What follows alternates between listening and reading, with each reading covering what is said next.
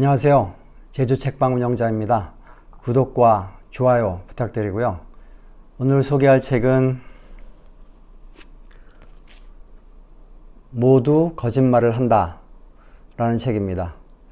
이 책은 세스 스티븐스 다비도이츠 라는 분이 쓴 책인데요. 구글에서 일하셨던 분인데 구글 데이터를 활용해서 인간의 정신에 대한 새로운 통찰력을 보여준 구글 데이터 과학자 출신의 경제학자이자 저술가라고 합니다.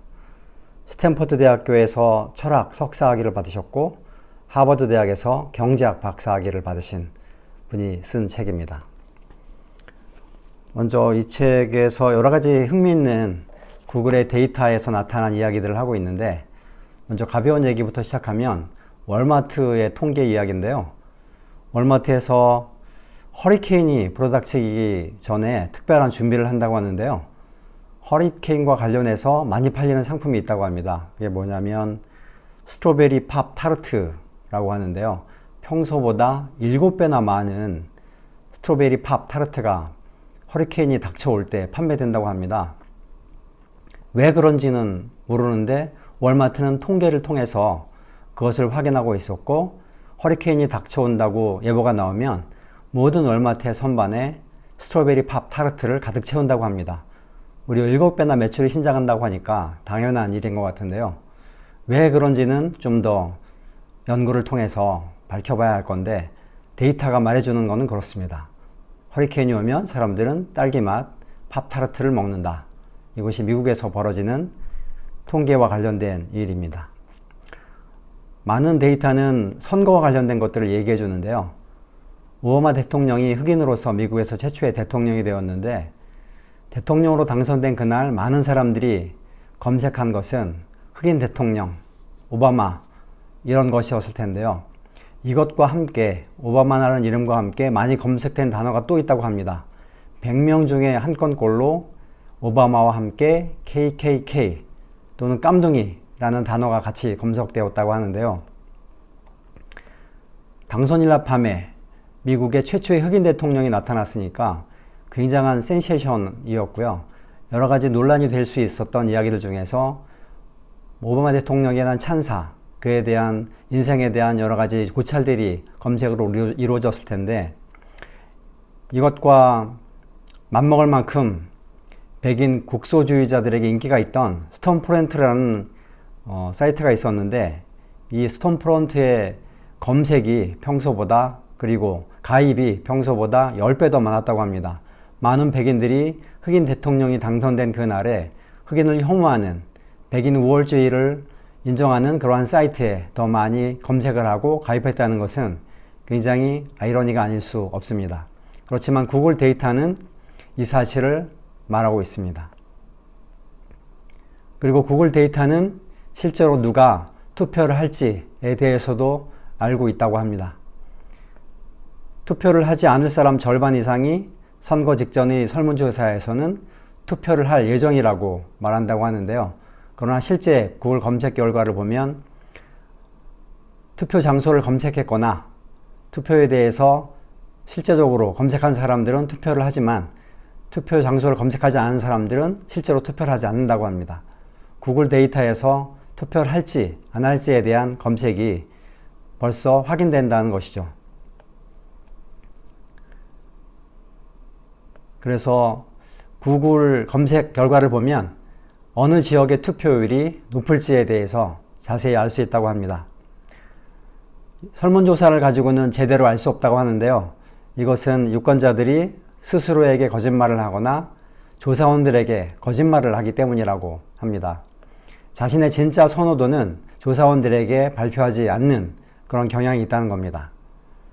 그리고 많은 사람들이 투표 전에 어떤 후보를 지지하느냐 하고 질문을 할 때 많은 사람들이 지지할 후보가 아직 없다고 얘기를 하지만, 그 사람의 검색 데이터를 보면 그 사람이 누구를 검색하는지 보면 누구를 지지하는지, 누구를 찍을지를 확인할 수 있다고 합니다. 예를 들어서 오바마와 밋 롬니가 붙었던 그 대선에서 롬니, 오바마라고 검색한 사람은 롬니를 투표할 가능성이 굉장히 높다고 합니다. 왜냐하면 두 사람을 모두 검색하더라도 자기가 지지하는 후보를 앞에 이름을 놓고 검색하는 경우가 상당히 많다고 합니다. 따라서 롬니 오바마라고 검색했다고 하면 그 사람은 롬니를 찍을 확률이 굉장히 높다고 이렇게 얘기하고 있습니다. 저자는 구글 검색이 중요한 이유는 데이터가 많기 때문이 아니라 사람들이 검색을 통해서 솔직한 생각을 내놓기 때문이라고 합니다. 사람들은 친구나 연인, 의사, 설문조사원은 물론 자기 자신에게도 거짓말을 한다고 합니다. 하지만 구글에서는 섹스 없는 결혼 생활, 정신건강 문제, 불안감, 흑인을 향한 적대감에 대해서 다른 곳에서 내놓기 힘든 정보를 곧이곧대로 내놓는다고 합니다. 투표 관련 설문조사 결과인데요. 유권자 등록을 마쳤다고 얘기한 사람들이 설문조사의 63%였는데 실제로 유권자 등록을 마친 사람은 67%에 불과하다고 합니다. 그리고 지난 대통령 선거에서 투표했다라고 답했을 때 설문조사에서 73%가 그렇게 답했지만 실제로는 61%만 투표를 했다고 합니다. 그리고 지난 시장 선거에서 투표했다는 더 차이가 많은데요. 63%가 설문조사에서 투표를 했다고 말했지만 실제로는 36%만이 투표를 했다고 합니다. 그리고 도서관 대출카드가 있다는 것에 대해서도 20%가 있다라고 대답했지만 실제는 13%만 대출카드를 보유하고 있다고 합니다. 그리고 최근 공동모금회에 기부했다. 이 질문에는 67%가 그렇다고 답변했지만 실제로는 33%밖에 되지 않는다고 합니다. 그리고 지난 2016년 선거에서 도널드 트럼프를 승리자로 예측한 여론조사 결과는 거의 없었습니다. 힐러리 클린턴이 승리한다는 여론조사 결과가 대세였는데요. 이 설문조사 결과에도 거짓말이 큰 영향을 미쳤다라고 얘기하고 있습니다. 대체로 여론조사는 트럼프에 대한 지지도를 2% 이상 발견하지 못했다고 하는데요. 어떤 사람들은 트럼프를 지지하고 트럼프에게 투표한다는 것을 창피하게 여겼을 수도 있고 어떤 이들은 트럼프로 이미 마음을 굳혀놓고 있었는데 아직 결정하지 못했다. 이렇게 설문조사에서 답변하는 경우가 많았을 것이라는 것입니다. 사람들이 익명의 설문조사에서도 그릇된 정보를 주는 이유는 무엇일까요? 미시간 대학교 명예교수이자 사회적 바람직성 편향 분야에서 세계 최고의 전문가인 로저 투랑조 박사가 이렇게 말했다고 합니다. 그는 우리의 선의의 거짓말을 좋아하는 것이 문제의 핵심이라고 설명했습니다. 사람들은 평생 3번에 한 번꼴로 거짓말을 한다고 합니다. 그 버릇이 설문조사에서도 나온다는 것입니다. 그렇지만 사람들은 온라인에서 다른 곳에서 인정하지 않는 것을 인정한다고 합니다. 빅데이터는 디지털 자백약 역할을 한다고 합니다. 구글 검색을 생각해 보면 사람들을 더 솔직하게 만드는 조건은 이것이라고 합니다. 온라인에 있을 때 솔직하고 혼자 있을 때 솔직하고 조사원이 없을 때 솔직하다고 합니다. 설문조사와 마찬가지로 소셜미디어에도 진실을 말할 그런 유인이 없다고 합니다. 오히려 설문조사보다 진실을 말할 유인이 더 적고 오히려 자신을 보기 좋게 포장할 유인이 훨씬 더 크다고 합니다. 온라인에서 우리는 익명이 아닙니다. 우리는 타인의 환심을 사려 하고 친구, 가족, 동료, 지인, 낯선 사람에게 우리가 어떤 사람이라고 이야기하는데 그것을 더 좋은 모습으로 포장한다는 것이죠. 실제로 두 잡지에 대한 비교가 있었는데요. 저명한 월간지인 애틀란틱이라는 잡지와 선정적인 가십성 잡지인 내셔널 인콰이어러, 이 두 잡지의 실제 구독률, 판매율은 비슷하다고 합니다. 판매 부수도 1:1, 구글 검색 횟수도 1:1로 비슷한데 실제로 페이스북에서 좋아요를 비교하면 애틀란틱이 27대, 내셔널 인콰이어러는 1이라고 합니다. 27:1로 엄청난 차이가 난다는 것입니다. 그리고 넷플릭스는 처음에 사람들에게 당신이 좋아하는 영화가 무엇인지 그것을 선정해달라고 이렇게 광고를 했었는데요. 그런데 그것이 실적이 별로 좋지 않았다고 합니다. 조사 결과를 통해서 넷플릭스는 바꿨습니다. 어떻게 바꿨냐면 비슷한 고객들의 클릭수와 조회수를 기반으로 한 모델을 구축하기 시작했는데요. 사용자들이 좋아한다는 영화를 기반으로 하지 않고 사람들이 실제로 본 영화, 클릭한 영화, 이걸 기반으로 영화를 추천하기 시작했습니다. 현재 넷플릭스 시스템은 사람들이 많이 클릭한, 많이 본 그런 영화를 추천하는 시스템으로 되어 있는데요. 이렇게 시스템을 바꾼 이후에 고객들이 넷플릭스를 더 자주 방문하게 되었고 더 많은 시간 넷플릭스 사이트에 머무는 그러한 변화가 일어났다고 합니다. 빅데이터가 정말 중요한 역할을 하는 것은 굉장히 많은 대조군 실험을 굉장히 쉽게 할 수 있기 때문이라고 합니다. 우리가 온라인에 있기만 한다면 언제나 거의 어디서나 실험이 진행될 수 있다고 합니다. 빅데이터 세상에서는 어디에서나 실험이 즉각적으로 많은 횟수로 이루어질 수 있다고 합니다. 그래서 페이스북이 굉장히 인기를 누리고 있는 것인데요. 페이스북은 테스트를 통해서 사람들이 페이스북을 더 찾게 하는 특정한 버튼이 어떤 모양인지, 어떤 색깔인지 이런 것들을 수없이 검사하고 테스트해서 바로 개선한다고 합니다. 그리고 사람들이 더 자주 찾게 되는 특정한 폰트가 무엇인지에 대해서도 잘 찾아내서 폰트도 금방 갈아치운다고 합니다. 그리고 특정 시간에 이메일을 보내면 사람들이 페이스북을 더 자주 찾는다는 것도 금세 알아내서 특정한 시간에 이메일을 보낸다고 합니다. 이처럼 빅데이터를 분석해서 사람들이 진짜로 좋아하는 것이 무엇인지를 확인하고 그것을 더 찾아내기 위해서 모든 것을 바꿀 수 있는 그런 시대가 되었다는 것이죠.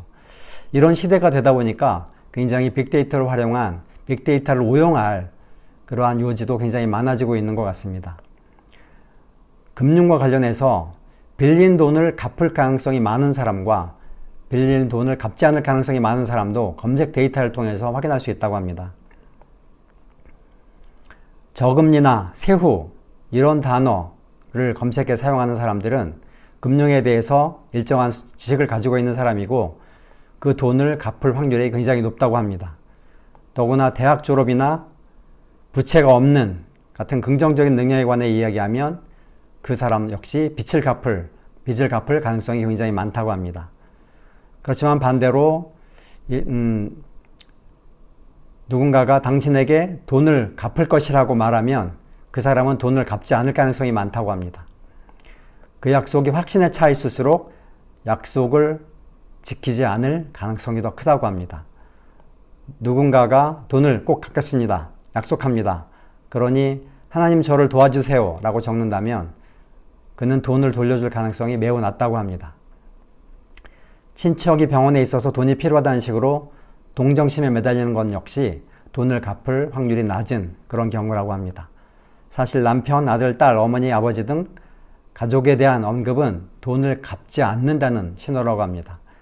채무불이행을 암시하는 또 다른 단어는 설명이라고 합니다. 어째서 자신에게 돈을 갚을 능력이 있는지 설명하려는 사람들은 돈을 갚을 가능성이 높지 않다고 합니다.